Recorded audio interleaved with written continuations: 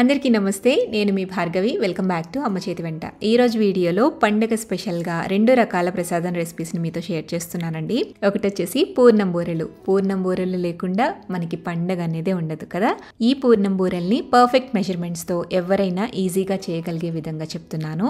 పైన తోపుని క్రిస్పీగా రోజంతా కూడా సాఫ్ట్గా ఉండే విధంగా ఎలా చేసుకోవచ్చు, అలాగే లోపల పూర్ణాన్ని కూడా పర్ఫెక్ట్గా ఎలా తయారు చేసుకోవాలి అనేది ఈ వీడియోలో క్లియర్గా చెప్తున్నాను. కొలతలన్నీ ఎగ్జాక్ట్గా ఫాలో అవ్వండి. అండ్ అలాగే సెకండ్ వన్ వచ్చేసి గోధుమ రవ్వతో చేసుకునే ప్రసాదం. అన్నవరం ప్రసాదం రుచితో ఉండే గోధుమ రవ్వ హల్వాని చూపిస్తున్నానండి. తప్పకుండా ట్రై చేయాల్సిన రెసిపీ. వరలక్ష్మి వ్రతానికి కానీ, వినాయక చవితి ఇలా పండగల్లో ఎప్పుడైనా సరే మార్నింగ్ టైంలో ప్రసాదం రెసిపీ ఈజీగా చేసుకోవాలి అనుకుంటే ఇది బెస్ట్ ఆప్షన్ అండి. అలాగే మనకి స్వీట్ తినాలనుకున్నప్పుడు క్విక్గా అప్పటికప్పుడు చేసుకోవచ్చు అనమాట. సో నేను చెప్పే కొలతల్లో ఈ టిప్స్ని ఫాలో అవుతూ క్విక్గా 10 to 15 మినిట్స్లో ఈ ప్రసాదాన్ని చేసేసుకోవచ్చు. సో మరి ఈ 2 ప్రసాదం రెసిపీస్ని మీరు కూడా ఇంట్లో తప్పకుండా ట్రై చేయండి. ఇప్పుడు ఒకదాని తర్వాత ఒకటి ఈ ప్రసాదాలు ఎలా చేసుకోవాలో చూసేద్దాం. ఈ పూర్ణం బూరెలు తయారు చేసుకోవడం కోసం ముందు రోజు మనం పప్పు నానబెట్టుకోవాలండి. దానికోసం ఒక గిన్నె తీసుకుని ఇందులో 1 కప్పు దాకా మినపగుళ్ళు వేసుకోవాలి. ఏ కప్పుతో అయితే మనం మినపగుళ్ళు తీసుకున్నామో అదే కప్పుతో అరకప్పు దాకా బియ్యం తీసుకోండి. నేను ఇక్కడ రేషన్ బియ్యం యూజ్ చేస్తున్నాను. ఏ బియ్యం అయినా వాడుకోవచ్చు. బియ్యం పప్పుని కూడా 2-3 సార్లు బాగా కడిగి మళ్ళీ నీళ్లు పోసి నానబెట్టాలి. కనీసం ఈ పప్పుని బియ్యాన్ని కూడా 6 గంటలైనా నానబెట్టుకోవాలి.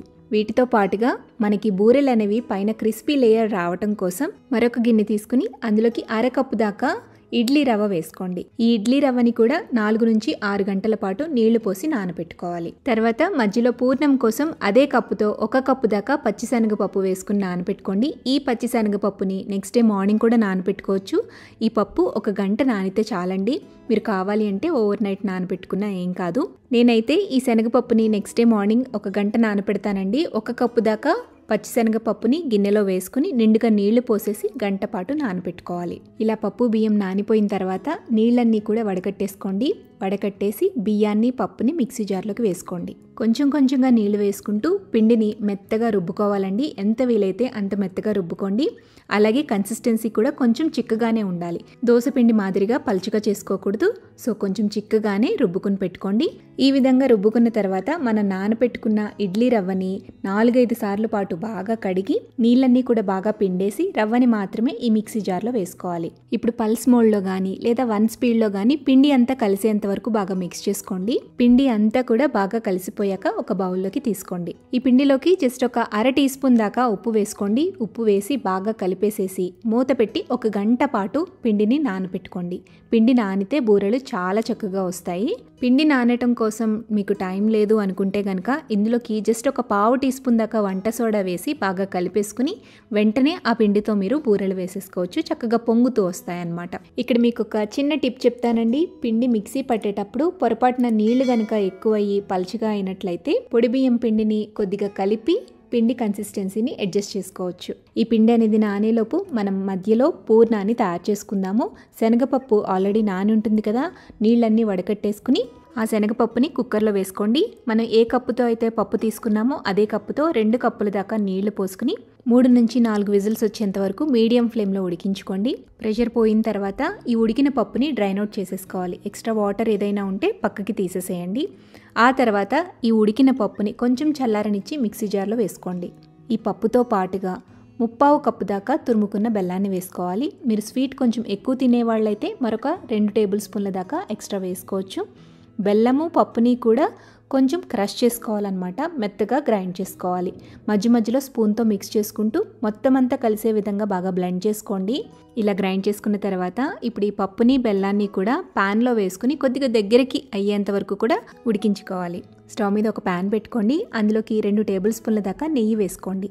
నెయ్యి కొంచెం కరిగిన తర్వాత ఈ పప్పుని బెల్లాన్ని వేసి లో టు మీడియం ఫ్లేమ్లో అడ్జస్ట్ చేసుకుంటూ పప్పు అంతా కూడా కొంచెం దగ్గరికి ఇందులో ఉండే చెమ్మంతా పోయి కొంచెం స్టిఫ్గా అయ్యేంత వరకు పూర్ణం ఉండలు తయారు చేసుకోవడానికి వీలుగా ఉండేంత వరకు కుక్ చేసుకోవాలండి. అలా ప్యాన్లో తిప్పుతూనే ఉండండి. అడుగు మాడిపోకుండా చూసుకోండి. ఇలా పూర్ణాన్ని దగ్గరికి ఉడికించుకున్న తర్వాత ఇందులో 1/2 టీ స్పూన్ దాకా యాలకుల పొడి, 2 టేబుల్ స్పూన్ల దాకా కొబ్బరి తురుము వేసుకోండి, లేదా ఎండు కొబ్బరి పొడి అయినా వేసుకోవచ్చు. కొబ్బరి వద్దు అనుకున్నా స్కిప్ చేసేసేయచ్చు.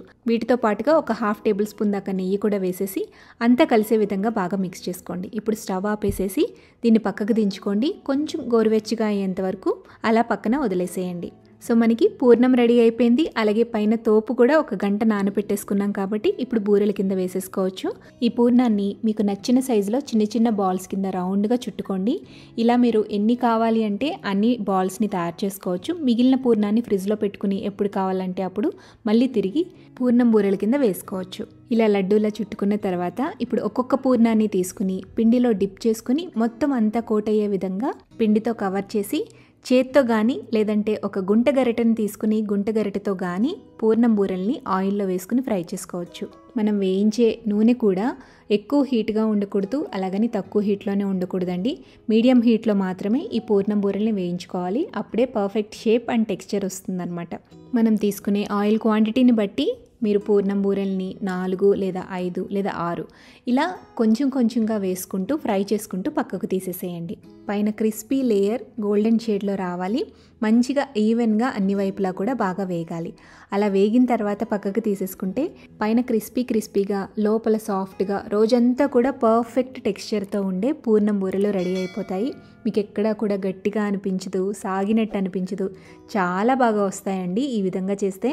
మరి నెక్స్ట్ టైం పండక్కి నేను చెప్పిన ప్రాసెస్లో ఈ కొలతల్లో ఒకసారి పూర్ణం బూరెల్ని ట్రై చేయండి. ఈ రెసిపీ తయారు చేసుకోవడం కోసం ఫస్ట్ స్టవ్ మీద కడాయిని పెట్టుకోండి. కడాయిలో 2 టేబుల్ స్పూన్ల దాకా నెయ్యి వేసుకోండి. నెయ్యి కరిగిన తర్వాత 1/4 కప్పు దాకా జీడిపప్పు పలుకులు అలాగే కిస్మిస్ మీకు నచ్చిన డ్రై ఫ్రూట్స్ని వేసుకుని దోరగా నిదానంగా లో ఫ్లేమ్లో మాత్రమే ఫ్రై చేసుకుని ఇలా గోల్డెన్ షేడ్ వచ్చిన తర్వాత పక్కకు తీసేసుకోండి. ఇప్పుడు అదే నేతిలోకి ఒక చిన్న కప్పు దాకా గోధుమ రవ్వ తీసుకోవాలి. ఇక్కడ బ్రౌన్ గోధుమ రవ్వ తీసుకోవాలండి. గోధుమ రవ్వలో 2 రకాలు ఉంటాయి. ఒకటి వైట్ కలర్లో ఉంటుంది, ఒకటి బ్రౌన్ కలర్లో ఉంటుంది. సో ఇలా బ్రౌన్ కలర్ గోధుమ రవ్వ అయితే మనకి అన్నవరం ప్రసాదం టేస్ట్ వస్తుందన్నమాట. సో అదే రవ్వని వేసుకుని చిన్న మంట మీద నిదానంగా వేయించుకోండి. ఈ రవ్వ అనేది కొంచెం రంగు మారాలన్నమాట. అప్పుడే మనకి ప్రసాదం యొక్క రుచి అయినా అలాగే టెక్స్చర్ అయినా కరెక్ట్గా వస్తుందన్నమాట. మంట పెంచేసి మాత్రం వేయించొద్దు, నిదానంగానే వేయించుకోవాలి. అప్పుడే రవ్వ లోపల వరకు వేగి కమ్మగా ఉంటుంది. ఈ రవ్వ వేగేలోపు రవ్వని మనం ఏ కప్పుతో అయితే కొలుచుకున్నామో అదే కప్పుతో 4 కప్పుల దాకా నీళ్లు మరొక గిన్నెలో వేసుకుని ఆ గిన్నెని స్టవ్ మీద పెట్టి ఎసరుని మరిగించుకోవాలి. రవ్వ అనేది ఇక్కడ చూపిస్తున్న విధంగా చక్కగా వేగిపోవాలన్నమాట. ఇలా వేగిన తర్వాత మరుగుతున్న నీళ్ళని తీసుకొచ్చి ఇందులో వేసుకోవాలి. రవ్వలో వేసుకుంటూ కలుపుకోండి. ఇప్పుడు మంటని మీడియం ఫ్లేమ్లో పెట్టుకుని రవ్వ చక్కగా ఉడికిపోయేంత వరకు కూడా కుక్ చేసుకోండి. అవసరమైతే మూత పెట్టుకుని కుక్ చేసుకోవచ్చు. ఇక్కడ రవ్వ అనేది ఆల్మోస్ట్ 90% ఉడికిపోవాలండి. కొంచెం పలుకుంటే సరిపోతుందన్నమాట. అంతవరకు ఉడికించుకున్న తర్వాత ఇప్పుడు పంచదారని కొలిచి వేసుకోవాలి. అదే బౌల్తోని 1.5 కప్పు దాకా పంచదార వేసుకోండి. స్వీట్ కొంచెం ఎక్కువ తినేవాళ్ళైతే 1.35 దాకా వేసుకోవచ్చు. బట్ 1.5 కరెక్ట్గా సరిపోతుందండి. పంచదార వేసిన తర్వాత కూడా మంటని లో టు మీడియం ఫ్లేమ్లో పెట్టుకుని దగ్గరికి ఉడికేంత వరకు కుక్ చేసుకోవాలి. పంచదార అనేది కరుగుతున్నప్పుడే ఇందులోకి చిటికెడంతా కుంకుమ పువ్వు వేసుకోండి, లేదంటే సాఫ్రాన్ ఫుడ్ కలర్ అయినా వేసుకోవచ్చు. అలాగే ఇందులోనే 1/4 టీ స్పూన్ దాకా యాలకుల పొడి, చిటికెడంతా జాజికాయ పొడి కూడా వేసుకోండి. స్వీట్స్లోకి కొంచెం జాజికాయ పొడి వేస్తే చాలా బాగుంటుంది, ఇలాంటి కేసరి అలాంటి వాటిల్లో అనమాట. సో కొద్దిగా చిటికెడు జాజికాయ పొడి వేసుకోండి. అలాగే చిటికెడు పచ్చికర్పూరం కూడా వేసుకోండి. ఉంటే వేసుకోవచ్చు, లేదా స్కిప్ చేయొచ్చు. ఇప్పుడు మనం వేసిన ఈ 4 ఇంగ్రీడియంట్స్తో మన కేసరికి, మన హల్వాకి, గోధుమ రవ్వ హల్వాకి మంచి టేస్ట్ అనేది వచ్చేస్తుంది. ఫ్లేవర్ కూడా చాలా బాగుంటుంది అన్నవరం ప్రసాదంలా. ఇప్పుడు వీటన్నిటిని కూడా బాగా కలిపేసుకోండి. కలుపుకొని కొద్దిగా కన్సిస్టెన్సీ అనేది చిక్కగా అయ్యేంత వరకు ఉడికించుకోండి. లో టు మీడియం ఫ్లేమ్లోనే ఉడికిస్తే ఒక 5 నిమిషాలకి ఇలా కేసరి అనేది రెడీ అయిపోతుందన్నమాట, గోధుమ రవ్వ కేసరి. ఇప్పుడు ఈ కడాయిని దించే ముందుగా మనం వేయించుకుని పక్కన పెట్టుకున్న డ్రై ఫ్రూట్స్ని అలాగే 1 టేబుల్ స్పూన్ దాకా నెయ్యిని వేసేసి కలిపేసి పక్కకు దించేసేయండి. అంతేనండి, చాలా సింపుల్గా క్విక్గా చేసుకునే గోధుమ రవ్వ హల్వా అయితే రెడీ అయిపోయింది. సో మనం చేసిన ప్రసాదాల్లో క్విక్ అండ్ ఈజీగా చేసుకోవడానికి ఇదొక ఆప్షన్ అనమాట. మరి నెక్స్ట్ వచ్చే పండక్కి మీ ప్రసాదం లిస్ట్లో దీన్ని కూడా ఇంక్లూడ్ చేసుకోండి. లేదా మీకు స్వీట్ తినాలనిపించినప్పుడు అప్పటికప్పుడు ఈ స్వీట్ని ఇంట్లో ట్రై చేయండి. ట్రై చేసిన తర్వాత మీ ఫీడ్బ్యాక్ని నాతో షేర్ చేయడం అసలు మర్చిపోవద్దు.